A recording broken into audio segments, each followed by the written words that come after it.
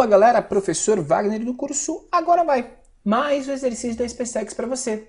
Esse exercício é da prova de 2017, beleza? Fala sobre termodinâmica, termologia, energia interna, gases Clapeyron, ok? Diz assim, olha aí na tela.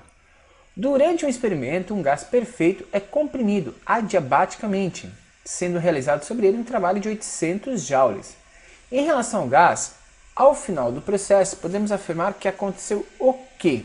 Então vamos dar uma olhadinha aqui e vamos fazer, né,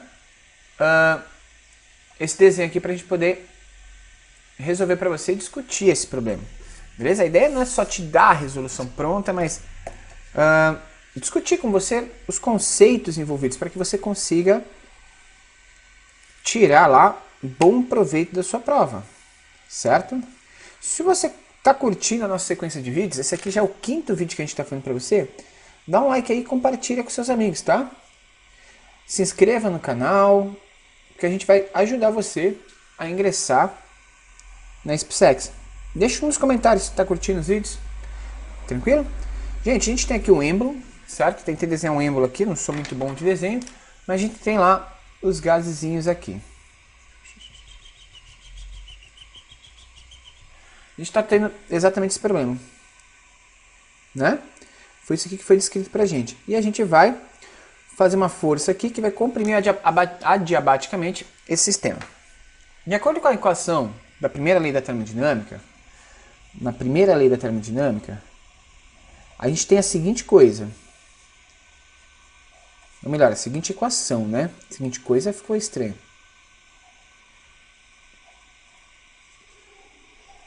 A gente sabe que a variação de energia interna do sistema é igual à quantidade de calor menos o trabalho realizado, certo? Bom, como o processo é adiabático, o que é um processo adiabático? O processo adiabático significa que a troca de calor é zero. Então, adiabático, toda vez que ele fala para você adiabático, a gente vai ter exatamente essa noção, que a quantidade de calor, ou a variação de calor do sistema é igual a 0 joules, não tem troca de calor, beleza? Então presta bem atenção nessa informação. Quando isso acontece, e a gente não tem essa troca de calor, a gente vai dizer então que a variação de energia interna do sistema é igual a menos o trabalho, né? Ou seja, qualquer variação de energia interna que aconteça no sistema é relacionada ao trabalho desse sistema. Como ele disse no exercício, ok? Que o trabalho foi negativo, porque comprimiu o sistema, é um trabalho realizado sobre o sistema, então a gente chama isso de trabalho negativo.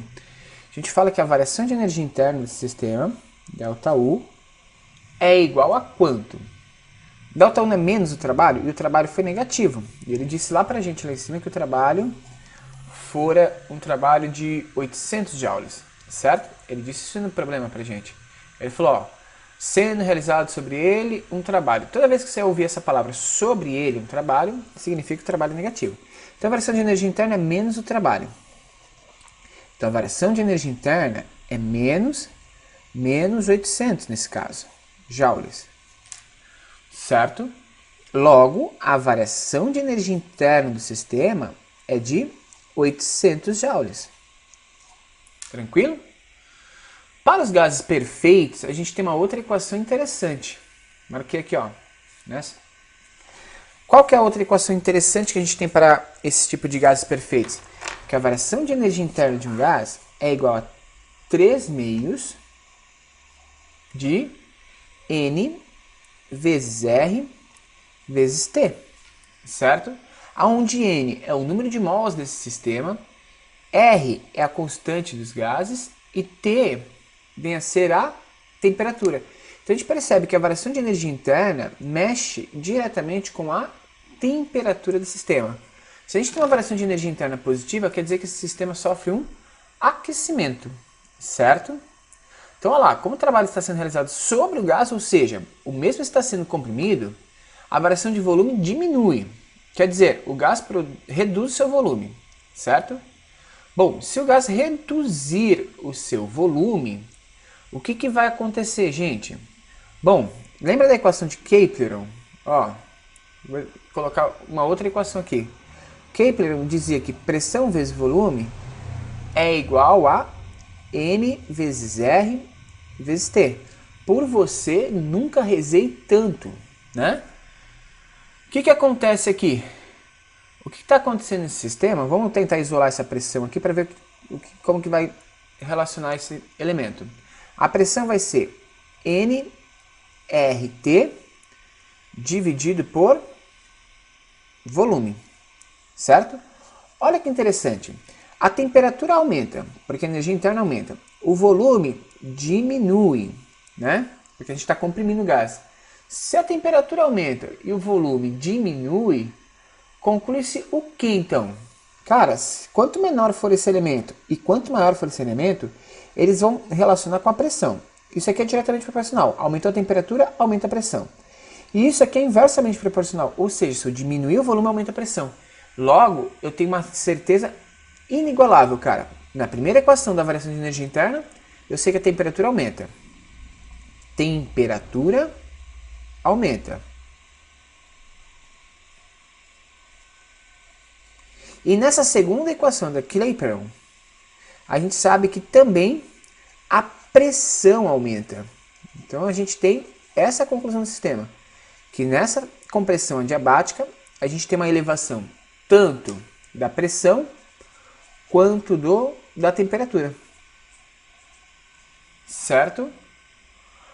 Legal. Então, o que a gente considera? Temperatura aumentou, volume, a pressão aumentou e o volume diminuiu, né? Porque a gente está comprimindo o sistema. A última conclusão que a gente vai ter aqui então é que o volume diminui. Com essas informações, você consegue responder a questão, certo? Que tem como alternativa correta lá, que letra? Voltar lá na questão, a gente vai ver que a letra A dizia, o volume aumenta, está errado, o volume diminui. A B, a C e a D dizem que o volume diminui. Porém, a B diz que a temperatura diminui, isso está errado, a temperatura aumentou. Então a C e a D diz que o volume diminui e a temperatura aumenta. Ótimo! Só falta ver a pressão. E a gente concluiu que a pressão aumentou no sistema. Então a alternativa correta dessa questão é a letra D de dado. Beleza? Então assim a gente fez uma análise geral para conseguir chegar a essa conclusão com você. Um grande abraço, galera, e até o próximo exercício.